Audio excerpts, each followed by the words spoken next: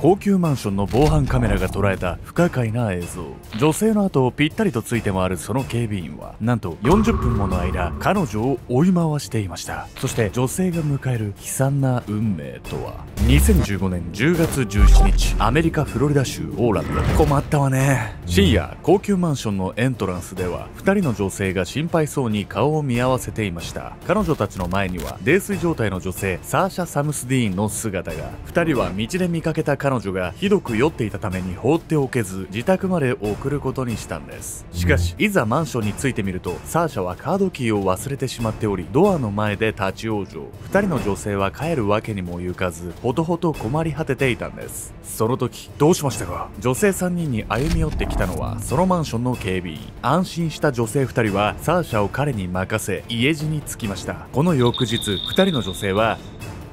サーシャが強姦殺害されたというニュースを目にするんです。高級マンションの廊下を40分も追い回された挙句殺害されてしまった女性。安全に思ったその場所で起こってしまった悲劇とは。女性を食い物にする犯罪者は時に味方を装い近づいてくるんです。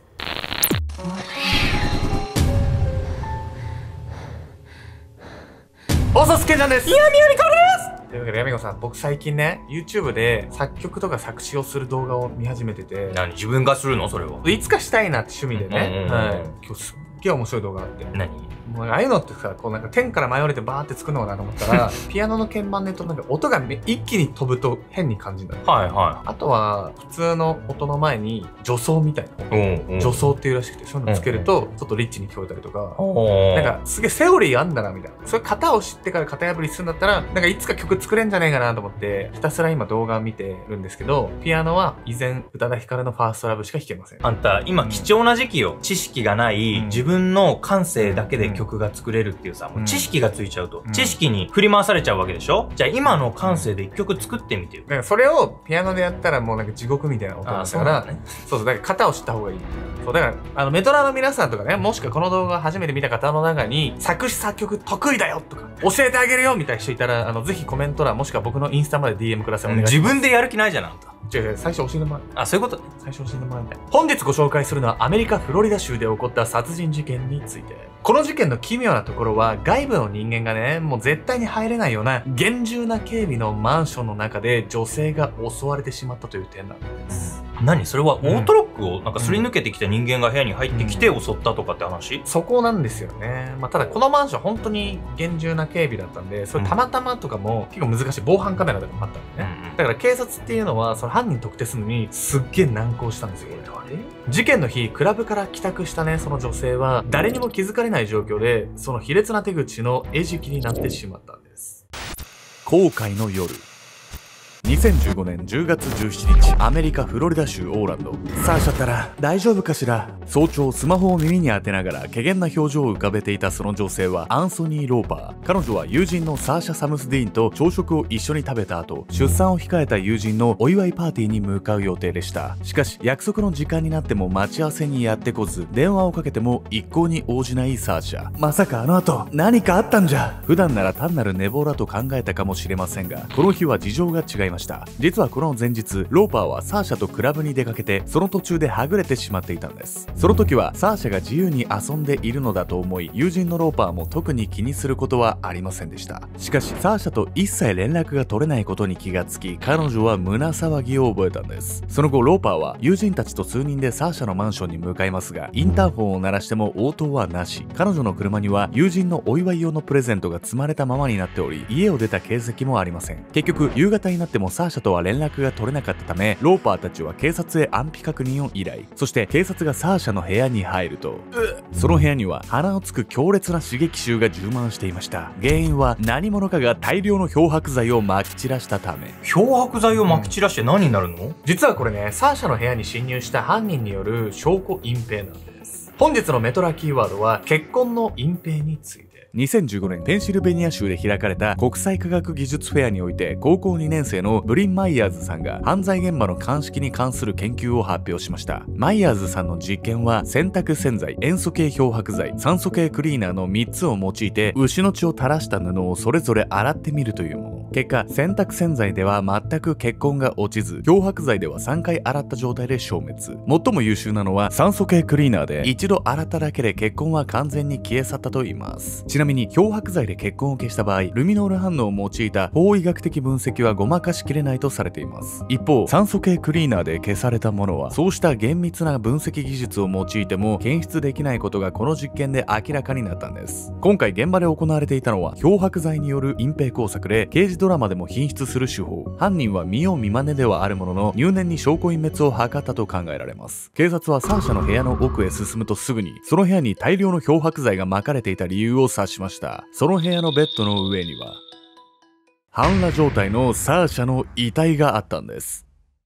彼女はシャツと下着を引き裂かれており、下半身は完全に露出した状態。頭部には鈍器による外傷があり、首には絞殺痕が。その無残な姿からサーシャは何者かに殴打された上で強姦され、最後は首を絞められて窒息死したものと考えられました。いや、ちょっと容赦なさすぎて、こんなやつが一人暮らし女性のさ、部屋に入ってきたらもうめちゃくちゃ恐怖じゃな。そこなんですけど、セキュリティで考えるとね、普通に考えて入れないんですよ。だからこそね、冒頭でもね、申し上げたんですけれども、警察の頭を悩ませたのは、このマンションの完璧なセキュリティだったんです。警察にとって不可解だったのは、サーシャのマンションで外部の人間による犯行はほぼ不可能だということ。そのマンションは24時間防犯カメラで監視されており、警備員も24時間配備。さらに部屋ごとに割り振られたキーコードを入力しなければ自室への入室もできない、かなり厳重なセキュリティを有するマンションだったんです。部屋には無理やり侵入した形跡もない。犯人は被害者の顔見知りか？そう考えた警察は、通報してきたローパーをはじめとする友人らに事情聴取を行います。警察から事情を聞かされたローパーは泣きながらこう証言しました。あの日は夜の12時半頃までサーシャと一緒にクラブにいました。でも途中ではぐれちゃって、あの時ちゃんと探してればこんなことにはならなかったのに。ローパーの話によれば、事件の日サーシャは彼女とクラブで別れ、一人で帰宅していました。マンションのセキュリティから考えて、警察はサーシャが犯人の男と一緒に帰宅した可能性が高いと考えたんです。クラブでナンパされてそのままってのはよくありそうな話なんだけどさ、そんだけセキュリティがしっかりしてるマンションなんなら、もう防犯カメラ見ればわかるんじゃないの、犯人。そのはずなんですけどね。そしてこの後ね、引き続きのね、警察の必死の捜査の結果、警察は予想だにしなかった人物にたどり着くんです。疑惑の男。ローパーから事件当日の話を聞いた警察は、被害者のサーシャが帰宅した際の様子を探るべく、マンションの防犯カメラ映像の確認を急ぎました。しかし防犯カメラ映像の入手には想定外に時間を要したため、警察はその間サーシャの部屋で見つかった証拠をもとに目撃証言を探すことに。漂白剤をばらまいていたり、犯人は抜かりなく隠蔽工作を行っているように見えましたが、実はその部屋にいくつかの痕跡を残していました。一つはサーシャの胸や首元に付着していた DNA、 そしてもう一つはその部屋のトイレの便座が上げられていたこと。女性が一人暮らしをするその部屋で便座が上がっていた事実は、侵入した男がそのトイレを使用したことを物語っていました。案の定便座の裏にはサーシャではない何者かの指紋が残っており、床には男性ものの靴跡が。それらの証拠との照合も合わせ、警察はめぼしい人物への聞き込みを行うんです。最初に警察が話を聞いたのは、事件当日マンションの警備を担当していた警備員のスティーブン・ダックスベリー。彼はその日サーシャが帰宅したところを目撃しており、次のように証言しました。オートロックの前でサーシャさんと2人の女性に会いました。彼女たちにサーシャさんを任されましたが、カードキーを持っていなかったので建物に入るのを許可できなかったんです。そこからサーシャがしばらくオートロックの前で待っていると、別の住人男性が帰宅したため、彼女はその男性と一緒に建物の中へ。ダックスベリーは念のためサーシャの後を追いかけたといいますが、部屋の前でキーコードを入力している様子を見て問題はないと考え引き返したといいます。なんかさ、思ったよりいろんな人とさエントランスで会ってない？しかもサーシャは一人で帰ったはずなのに、女性2人と一緒にいたってのもなんか気になるわね。それがですね、エントランスで一緒にいた女性2人もオートロックを開けてくれた男性っていうのも純粋にね、サーシャを助けただけだったんですよ。警備員のダックスベリーの証言から警察はサーシャがエントランスで一緒にいたという2人の女性を特定。事情聴取を行うと、2人は夜道で泥酔状態のサーシャを見かけ、タクシーでマンションまで送り届けていたことが判明しました。彼女はカードキーを忘れたと言って困ってたんですが、警備員さんが来てくれたので大丈夫だと思って帰ったんです。女性たちの証言はダックスベリーのものと一致しており、不審な点はないないように思えました。また警察はマンションのオートロックの履歴からサーシャと一緒に建物に入った住人男性を特定し話を聞きますが、この男性にも怪しい部分はありませんでした。かなり酔ってましたね。一緒に建物に入った後はそのまま自分の部屋に向かったので、彼女がどうしてかは分かりません。男性は念のため DNA 検査を受けましたが、現場に残されていたものとは一致せず容疑者から外されるんです。このほかサーシャのスマホは現場から紛失していたのですが、警察は iPad にスマホのデータが同期されていることに気がつきました。その中身を確認すると、事件の日の明け方5時12分、彼女は高校時代の友人にテキストメッセージを送っていたことが判明。警察はその友人にも DNA 検査を行いますが、彼もまた一致せず、防犯カメラ映像が手に入るまでもはや捜査を進める手立てはないように思えたんです。いや、事件の日にさ、これだけ人に会ってて誰も目撃してないなんておかしくない？じゃあ犯人はどうやってサーシャの部屋に入ったっていうのよ。これね、ただ一人だけこのめちゃくちゃ厳重に警備されてるマンションで簡単にサーシャの部屋に入れる人物がいるんです。皆さんもこれ予想してみてください。事件当日サーシャに関わった人物の DNA が軒並み不一致となる中でも、警察は引き続きマンションの住民への聞き込みを続けていました。するとサーシャの部屋の上の階の住人がこんな証言をしたんです。女性が亡くなったあの日、廊下でその女性を見かけました。でね、何か様子が変だったんですよ。女性と一緒にいたあの警備員。住人が不審に思った警備員とは、そう、事件当日にマンションの警備を担当していたダックスベリーのこと。その後警察が入手した防犯カメラ映像には、住人が変だと言っていた彼の行動がありありと映し出されていたんです。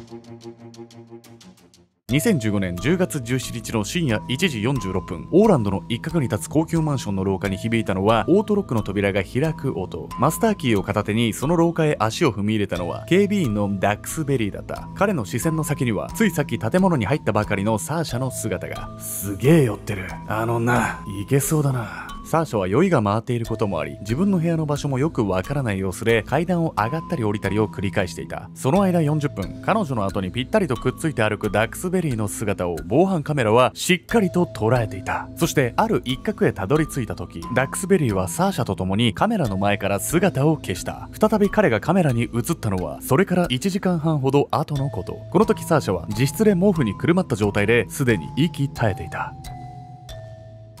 警備員のダックスベリーはサーシャを追い回した後、彼女の部屋を特定。彼は絶対に防犯カメラに映らない位置と部屋のキーコードをハッキングする技術を心得ており、難なくサーシャの部屋に侵入しました。また防犯カメラには午前6時にダックスベリーがゴミ捨てを行う様子が映されていたのですが、実はその際に彼が捨てていたのはサーシャの部屋のゴミ袋。ダックスベリーは仕事をするふりをしながら証拠隠滅を図ろうとしていました。警察が取り調べを行うと、彼の腕には引っかかれた跡や噛まれた跡が、さらにサーシャの部屋の便座の指紋や床の足跡、遺体に付着していた DNA など全てがダックスベリーと一致し、もはや言い逃れは不可能な状況となったんです。事件から2年後の2017年11月21日、第1級殺人で有罪となったダックスベリーは仮釈放なし終身刑2回の判決に。また彼はサーシャの部屋の鍵やスマホを盗んでいたため強盗罪にも問われ、並行して懲役15年の判決が下されました。いや、マンションの警備員なんてさ、もう一番そういうことしちゃいけない人間じゃない。適正審査みたいなのもあるのかもしれないけど、もう本当に人間裏で何考えてるか分かんないっていうか、本当に簡単に人信用したら痛い目見るみたいな、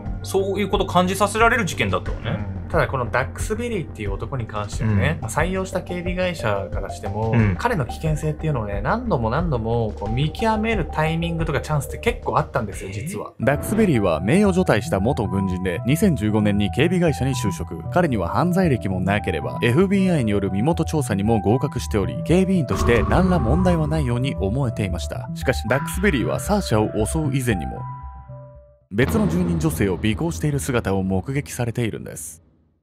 この時警備会社や管理会社に苦情が寄せられていたのですが、いずれもダックスベリーに対して適切な処分は下していませんでした。事件後サーシャの両親は管理会社や警備会社、キーロックの製造会社を相手取り訴訟を提起。具体的な賠償内容は不明ですが、共用エリアの一部に監視カメラが設置されていなかったことに対し責任が追及されています。一人暮らしの物件選びにおいてセキュリティを何より重視するという人は多いでしょう。一方でどれだけ設備に気を配ったとしても 100% 安全などということはありえないことも心得ておかねばなりません。住まいを犯罪者に狙われないために皆さんはどんな工夫ができると思いますか？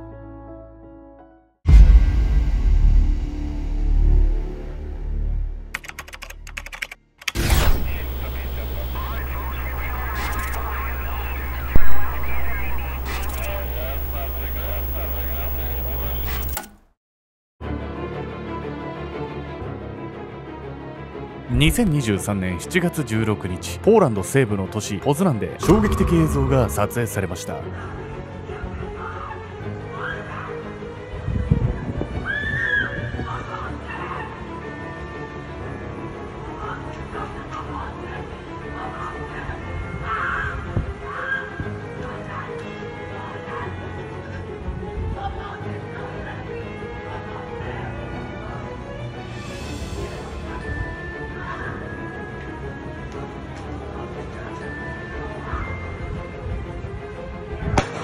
セントマーチン通りのレストランのテラス席に突如響いた銃声と女性の悲痛な叫び声。20歳の女性ユリア・ハルマンチスカは恋人と観光に訪れていたところ、いきなり現れた男によって彼の命を奪われてしまったんです。そして白昼堂々引き金を引いたその男はただの通りすがりの暴漢ではありません。彼はユリアが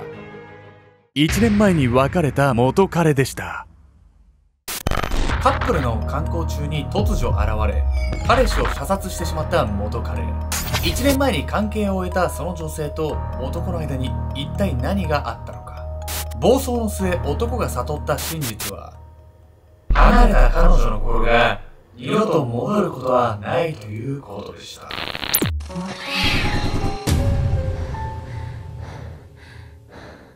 この動画の続きはオンラインサロン秘密結社アルゴメトリーでご視聴ください。